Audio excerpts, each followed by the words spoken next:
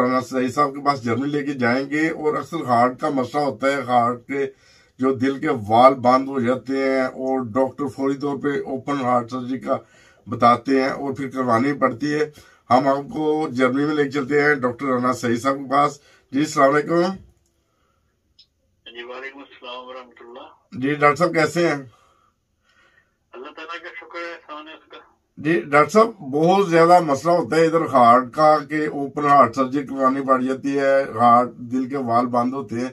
मेरे वाल साहब का इसी तरह ओपन हार्ट सर्जरी हुई थी।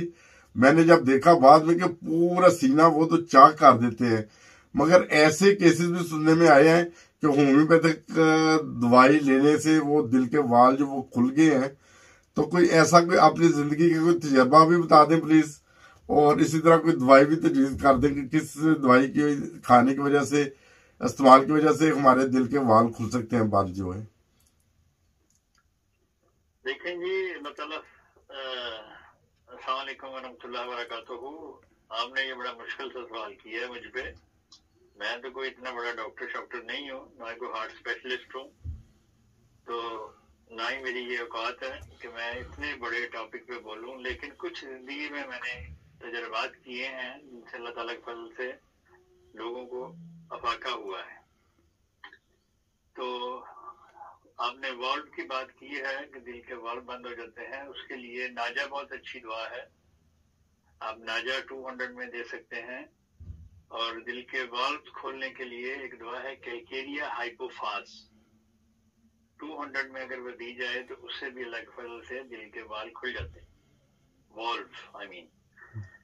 तो बाकी दिल के तो बेशुमार मसाइल होते हैं, ब्लड सर्कुलेशन है, पंप नहीं दिल से ही करता, इन सब की फिर हालात के मुताबिक मुख्तलिफ दवाएं। लेकिन मेरे उस्ताद मोहतरम रहमतुल्लाह ताला हजरत खलीफतुल मसीह राबि रहमतुल्लाह ताला ने दिल के टॉनिक के तौर पे नुस्खा आर्निका, लेक्सिस, लेडम और एकोनाइट 200 में मिला के देने से के लिए फरमाया था। तो मैंने अल्लाह ताला के फजल से ये नुस्खा बेशुमार दुनिया को दिया। हुजूर ने फरमाया था कि ये दिल के मसल को ताकत देता है और खून को पतला रखता है, मतलब थिक नहीं होने देता। अगर ये नुस्खा आप रोजाना इस्तेमाल में रखें या हफ्ते में 2-3 दफा, तो अल्लाह ताला के फजल से एक तो आपके जो हार्ट मसल्स हैं वो स्ट्रांग रहेंगे और दिल सही पंप करेगा। दूसरा, ये नुस्खा आपके खून को भी स्टेबल रखेगा, ना थिक होने देगा ना पतला होने देगा। तो ये बहुत ही जबरदस्त नुस्खा है। और ये नुस्खा फिर बाईं तरफ की दर्दों के लिए बहुत अच्छा है। अगर लेफ्ट साइड पे आपकी दर्दें हों तो यही नुस्खा अगर दिन में 3 दफा आप खाएं 3-4 हफ्ते, तो अल्लाह के फल से इससे दर्द में आराम आता है। तो इसलिए और हुजूर ने जो दवाएं दिल के लिए बताई हैं वो क्रेटेकस मदर टिंचर है, 10 कतरे सुबह दोपहर शाम खाने से। लेकिन मैं आपको एक वाकया सुनाता हूँ। अल्लाह के फजल से वो साहिब सुनेंगे जब ये वाकया, तो शायद वो आ जाए सुन के। आज से कोई 3 साल पहले की बात है। यहाँ एक साहिब थे, हमारे इस इलाके में रहते हैं। तो उनकी मिसेज और उनकी बेटी आई उनके साथ मुझे ये कहलाने के लिए कि इनसे कहें कि ये ना बाईपास सर्जरी करवा दें। अच्छा। तो लेकिन वो जो साहिब थे वो बाईपास सर्जरी करवाने के लिए तैयार नहीं थे। वो कहते जी मैंने नहीं करवाया। तो जब वो ना माने तो मैंने कहा अच्छा चले मैं आपको देता हूँ, आप ये इस्तेमाल करें। तो उसके बाद फिर देखते हैं, अल्लाह ताला फजल करे। आप क्या कर सकते हैं, जब आपने करवानी नहीं है तो फिर मैं जबरदस्ती तो नहीं आपको लेके जा सकता वहां पे। खैर वो देखिए दवाई मुझसे 3 महीने वो दवाई शवाई खाते रहे। खा के उन्होंने नई सर्जरी करवाई, आज भी नहीं करवाई सर्जरी। तो वो 3-4 महीने बाद मेरे पास आए तो आके मुझे कहने लगे कि मैं 30 किलोमीटर साइकिल चला के आया हूँ। अच्छा। मैंने कहा है अच्छा। तो मैंने कहा अच्छा ये तो बड़ी बात है, फिर तो माशाल्लाह, फिर तो इसका मतलब आप ठीक है। और फिर मुझे कहने लगे कि मैं ये तुम्हारे जो मैं 8वें फ्लोर पे रहता था उस वक्त। अच्छा। कहते ये 8 फ्लोर में लिफ्ट पे नहीं आया, मैं सीढ़ी चढ़ के आया। अच्छा। मैंने कहा آپ سیڑھی چڑھ کے آئے ہیں؟ کہتے جی. اور کہتے میں 30 کلومیٹر جہاں سے میں رہتا ہوں میں سائیکل پہ آیا ہوں اور یہ 8 فلور میں نے آپ کے چڑھی اور کوئی اس کو سانس نہیں پھولا کچھ نہیں, بڑے تسلی سے آرام سے وہ بیچارہ کرسی پہ بیٹھا ہوا. تو مجھے کہنے لگا کہ مجھے وہ دعائیں دوبارہ بنا دیں. میں نے تو اب اگر مجھے سرجری کی ضرورت ہوتی تو میں 30 کلومیٹر سائیکل چلا سکتا تھا. یار پھر تو 5 کلومیٹر بھی چلا سکتے تھے, یہ تو 30 کلومیٹر تو بہت زیادہ سائیکل. اچھا. اور پھر آپ 8 فلور چڑھ کے آئے اور آپ کو کچھ بھی نہیں ہوا, نہ سانس چڑھا نہ کچھ ہوا. تو انہوں نے نہیں کروائی, انہوں نے بس وہ دوائیں کھاتے رہے اور کھا رہے ہیں بھی. اب تو کافی دیر مجھے ملے نہیں وہ, لیکن اس کے بعد میں نے کسی سے پتہ کیا تھا تو انہوں نے آپریشن نہیں کروایا, وہ ٹھیک ہے اسی طرح وہ روزانہ سائیکل چلاتے ہیں, بھاگتے ہیں, دوڑتے ہیں, ماشاءاللہ, وزن اٹھاتے ہیں, سارا کچھ کرتے ہیں ماشاءاللہ. تو پھر ایک اور تھے یہاں ہمارے رونہائم ہے, یہاں ہمارے ایک شہر فرینکفرٹ کے ساتھ جی, میں نام نہیں بتاتا سعید کا, لیکن وہاں کے وہ رہنے والے تھے. And he was 45 years old. تو وہ آئے میرے پاس, وہ آگے کہنے لگے میرا ٹیسٹ ہوا تھا تو وہ ڈاکٹروں نے مجھے بائی پاس کہا اور مجھے انہوں نے 8 ہفتے دی.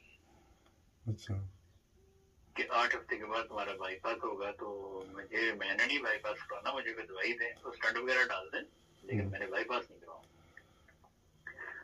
میں نے ان کو بھی خیر کچھ دوائی بنا کے دی. تو وہ چلے گئے, لے گئے.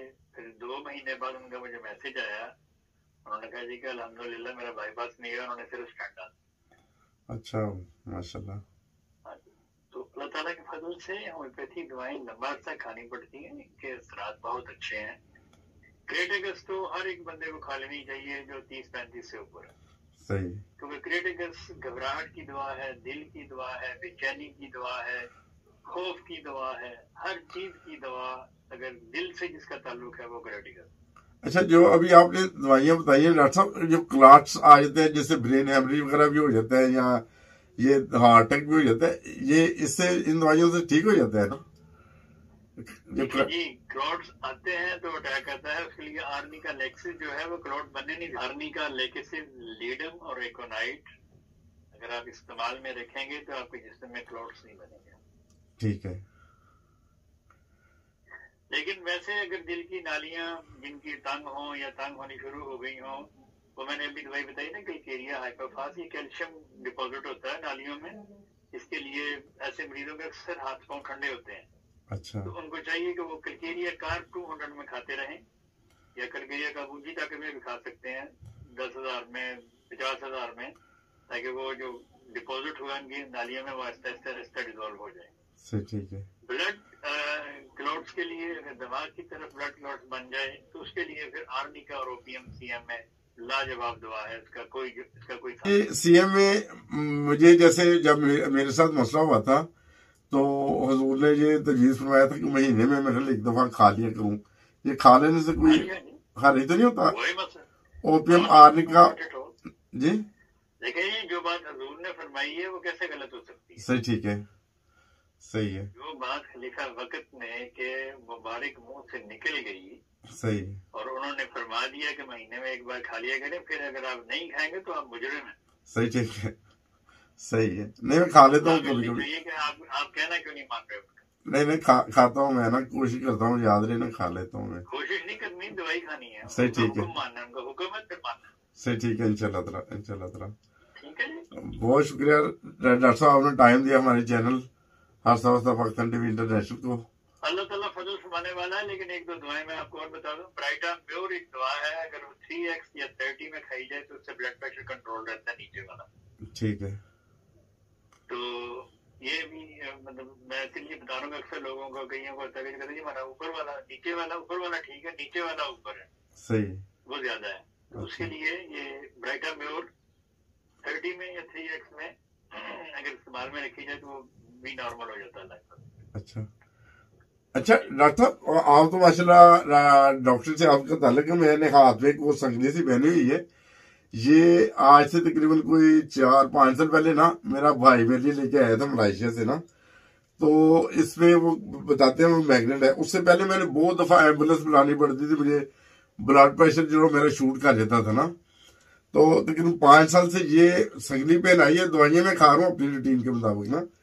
مگر یہ سنگلی پہنی ہوئی میگنیٹ والی نا، اس کے بعد مجھے ایمبولینس نہیں بلوانی پڑ رہی. اس کا بھی کوئی افیکٹ ہو سکتا ہے ویسے نارمل؟